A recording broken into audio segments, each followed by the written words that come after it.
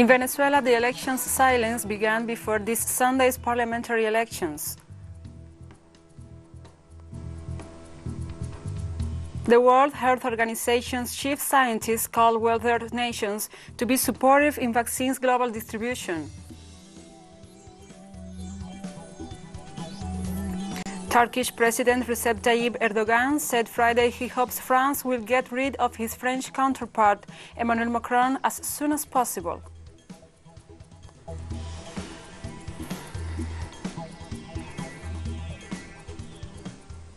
From the headquarters of TeleSUR English in Havana, Cuba, this is From the South. I'm Gladys Quesada. In Venezuela, the electoral campaigns are suspended as the election silence began before this Sunday's parliamentary elections. The pre-election silence began after the conclusion of electoral campaigns on Thursday midnight. The electoral law bans campaigning and political propaganda. The people of Venezuela prepared to go to the polls to elect their representatives to parliament. Around 14,000 candidates from 107 political organizations will compete for a seat in the Union National Assembly of Venezuela.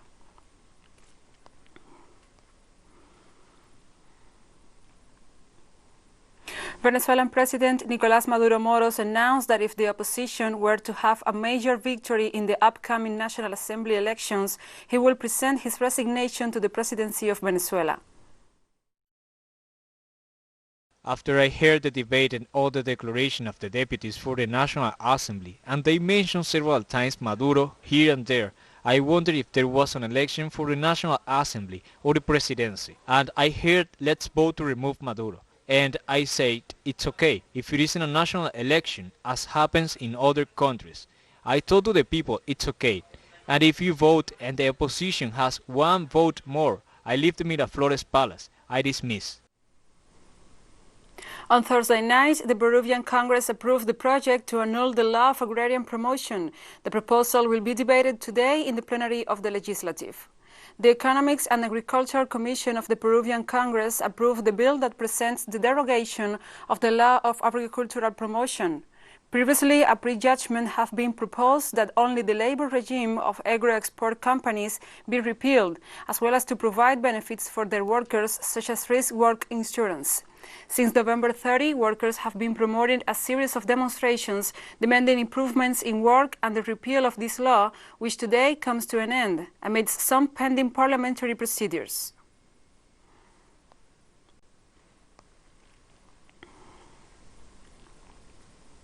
And Brazil registered today more than 700 deaths in one day from coronavirus for the first time since mid-November, surpassing 175,000 COVID-19 related fatalities. Brazil is the third hardest hit nation by the COVID-19 pandemic in terms of number of infections worldwide, but has the second highest death toll, only behind the United States. In the last 24 hours, health authorities confirmed nearly 51,000 new COVID-19 cases. Brazil so far registered more than 6.4 million infections. Nearly 5.7 million patients have recovered from the disease. Generally speaking, in the last 14 days, we've had approximately a 21% increase in the evolution of new COVID-19 case record numbers. The evolution curve of death over the past 2 weeks is somewhat offset from the reporting of new COVID-19 cases. And health workers in Mexico City are grappling with a growing number of virus cases, and more than 5,000 people are currently hospitalized. The government-run W.H.O Medio hospital has been operating at full capacity since it was adapted into a COVID-19 facility. Some of the patients in early stages of the disease are treated in tents outside for evaluation, where they get a PCR test, X-rays, and tomography if needed. In recent weeks, Mexico City has increased restrictions, expanded its testing capacity, and implemented contact tracing. Earlier this week, the World Health Organization expressed concern about the situation in Mexico, which was recorded more than 108,000 deaths, the fourth highest number in the world. We haven't had a day in which we can say that we are at ease. I think we have never come lower than 100% occupancy. Even today, we are at 122% occupancy. Intensive care is at 116% and urgent cases at 100%. On Thursday, the Dominican Republic Justice Ministry carried out more raids within Operation Octopus that so far has left 10 former officials arrested and facing corruption charges.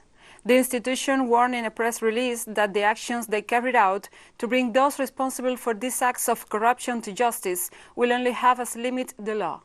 As the Attorney General, Miriam Germán Brito, also said that the only limit will be the effective protection of the rights of the people arrested and charged. It will reach everyone who is related to the cases of embezzlements of public funds that are under investigation.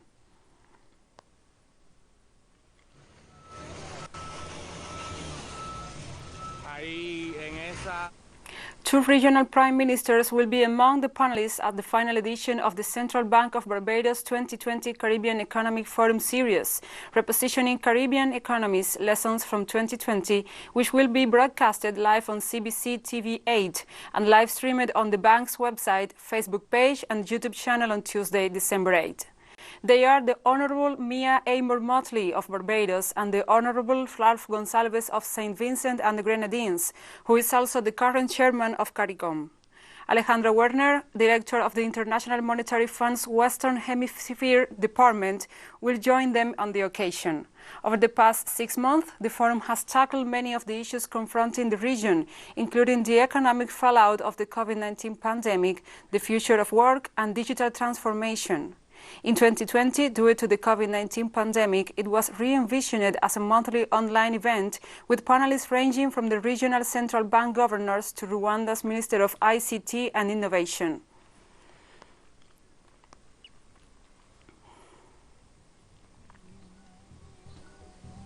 And we'll be right back after this very short break, so don't go away.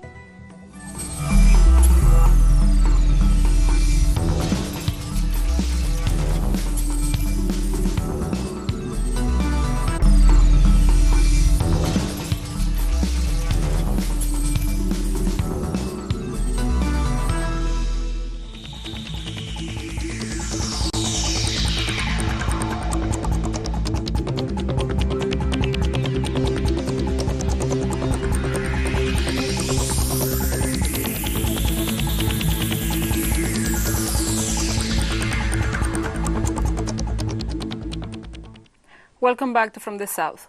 The World Health Organization's chief scientist said that the world will only be able to get back to normal if richer nations see the global distribution of coronavirus vaccines as a necessity rather than a charity.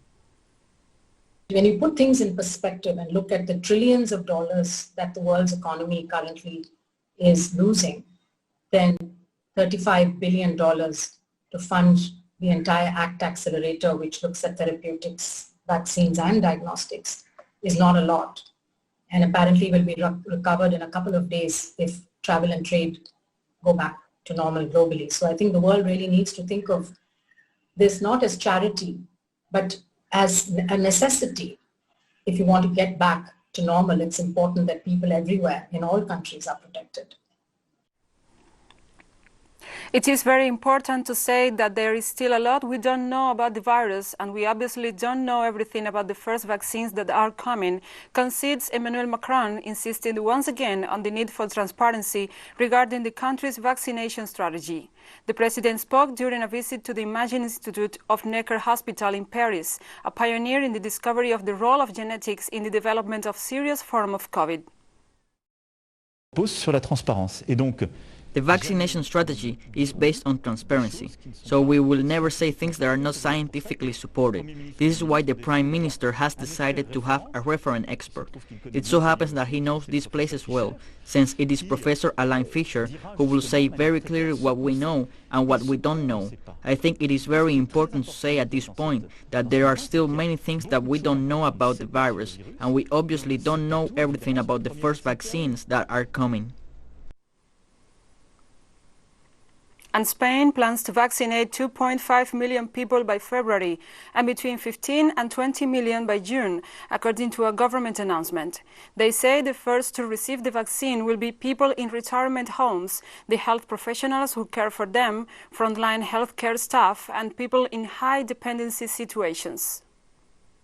We can announce that our forecast is that 2.5 million people will be vaccinated in the first stage. Therefore, the Spanish government expects that by May or June of next year, we will have between 15 and 20 million Spaniards vaccinated. On Friday, EU Chief Charles Michel urged members to remain united behind Brussels negotiators in post-Brexit trade talks. Michel congratulated EU negotiator Michel Barnier on keeping member states informed of his progress in London.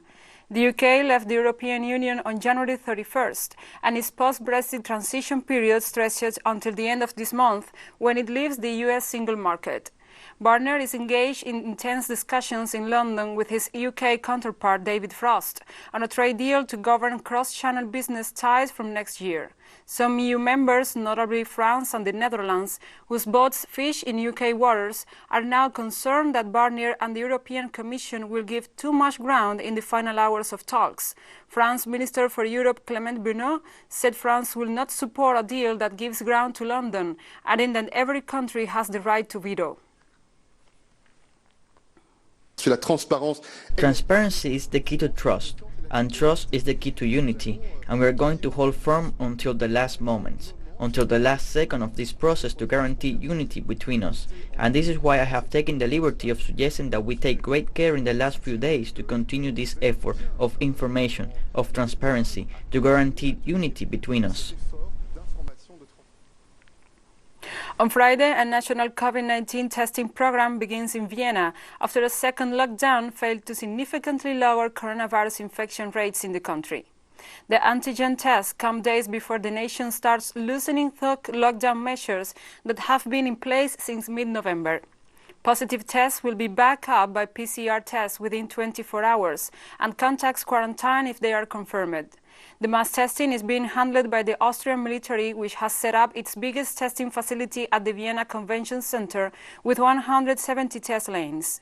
To this date, Austria registers more than 293,000 COVID-19 cases and over 3,500 fatalities.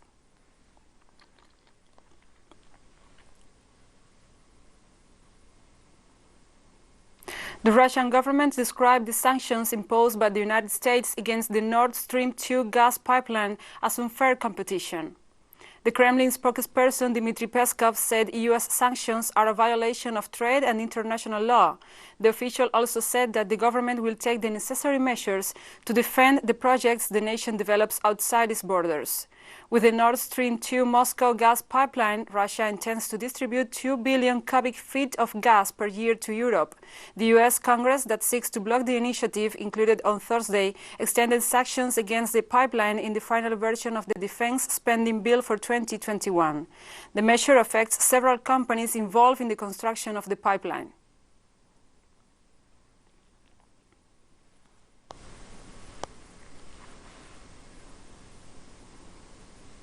China's Chang'e 5 moon probe has already made a number of key milestones in Chinese space exploration history as the craft now makes its way back to Earth, with a series of challenges being successfully overcome thanks to the work of dedicated researchers.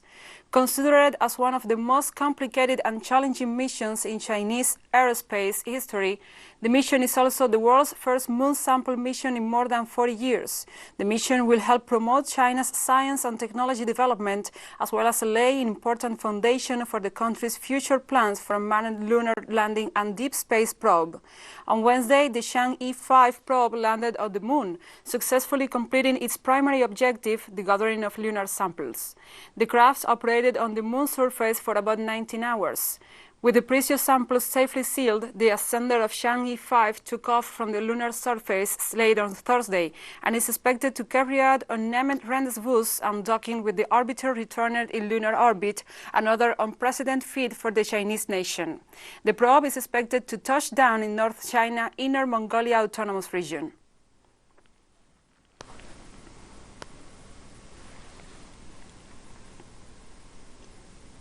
Tokyo Olympics organizers said Friday the coronavirus delayed games will cost at least an extra $2.4 billion. The extra costs come as officials work to build enthusiasm for the first games postponed in peacetime, insisting the massive event can go ahead next year even if the pandemic is not under control.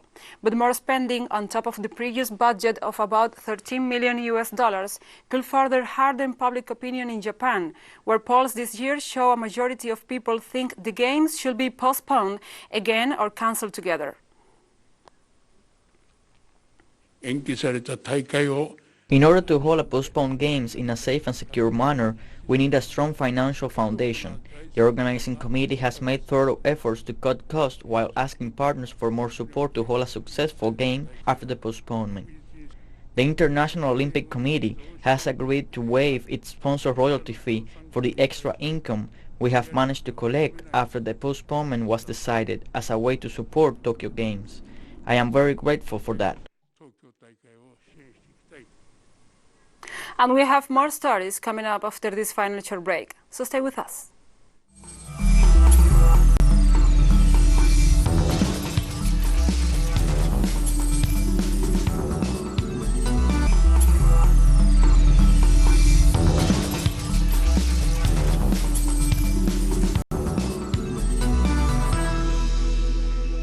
Welcome back to From the South. Turkish President Recep Tayyip Erdogan said Friday he hopes France will get rid of his French counterpart Emmanuel Macron as soon as possible in the latest salvo in an escalated war of words between the two leaders. Turkey and France are embroiled in a series of disputes, from tensions in the eastern Mediterranean to the contested Nagorno-Karabakh region.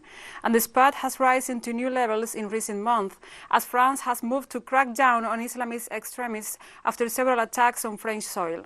Erdogan has repeatedly suggested that Macron gets mental checks and urged the Turkish people to boycott French-labeled products.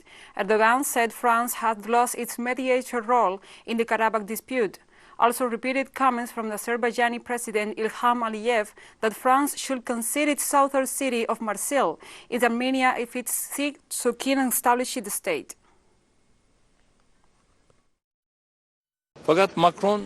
Macron is trouble for France. With Macron, France is passing through a very, very dangerous period. I hope that France will get rid of Macron trouble as soon as possible. And the Iranian government demanded this Friday from the International Atomic Energy Organization a clear and unconditional statement condemning the assassination of the Iranian nuclear scientist Mohsen Faridazade. In a letter to the director of the organization, the representatives of the Islamic Republic to international organizations in Vienna, Qasem Garibabadi, explained that the assassination of Faridazade is the continuation of terrorism and attacks against Iranian scientists in recent years. He further noted that such actions require attention from the world community and related international organizations. In this sense, the government of the Persian nation demanded the organization to express his rejection of this crime, considering that it was an act that jeopardized peace and security.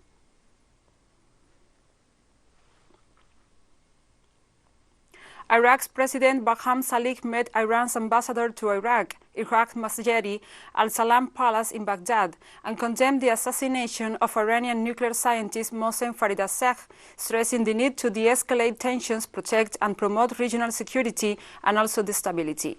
During the meeting, the two sides discussed bilateral relations and means to expand cooperation in all sectors in a way that best serves the people of both nations. They also discussed the latest political and current events in the region. Salih highlighted the way to alleviate regional tensions, also saying that Iraq rejects all violent acts or attacks that target countries' security or endanger the safety of citizens, no matter what the motivation. For his part, Masjedi stressed his country's commitment to supporting Iraq's security and stability, stressing Iran's continued support to promote the economic and social ties that bind the two countries and peoples.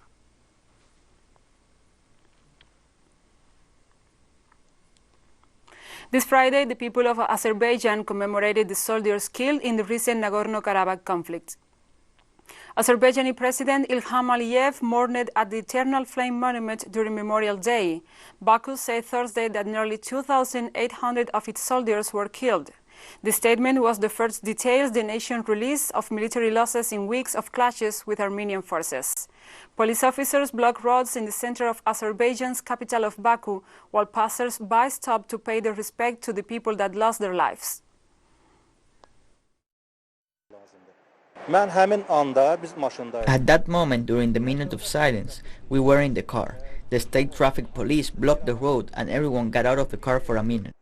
With a minute of silence, I also commemorated the martyrs.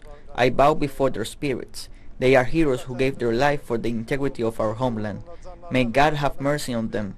I bow before their spirits, and I bow before their parents because they have raised brave sons. Guineans will go to the polls on Monday in a heated contest that will revive all rivalries between incumbent President Nana Akufo-Addo and his predecessor John Mahama. Although 10 other candidates, including 3 women, are rivaling for the presidency, the vote is a two-horse race between the two candidates who will be facing each other for the third time. More than 17 million Ghanaians are registered to vote, half between the ages of 18 and 35. Monday's election comes amid the ongoing COVID-19 pandemic. To this date, Ghana registers over 51,000 infections and more than 300 deaths. However, these figures are not expected to deter voters, and preventive measures such as hand sanitizing stations near polling booths are planned. Independent polls predict a slim win for the incumbent, while the NPP's majority in the 275-member parliaments is expected to drop.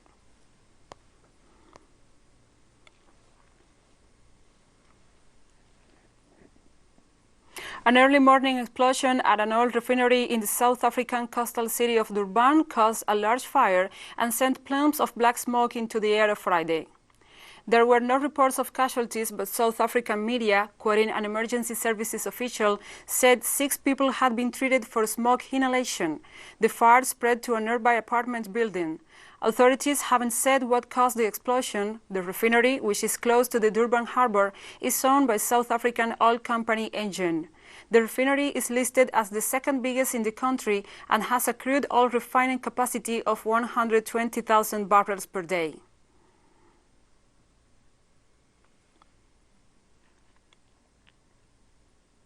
And torrential rains in Indonesia's third largest city caused 4 rivers to overflow, flooding thousands of homes and killing at least 2 people, officials said on Friday.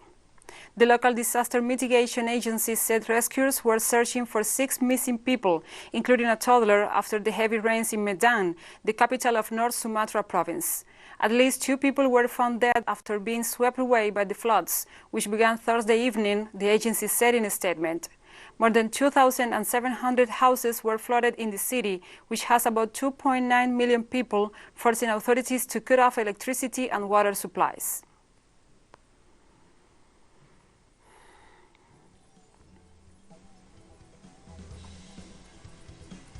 And we have come to the end of this news brief. But remember, you can find this and many other stories on our website at telesurenglish.net. Also, if you feel so inclined, follow us on social media, Facebook, Twitter, Instagram, and Telegram. For TeleSUR English, I'm Gladys Quesada. Thank you for watching.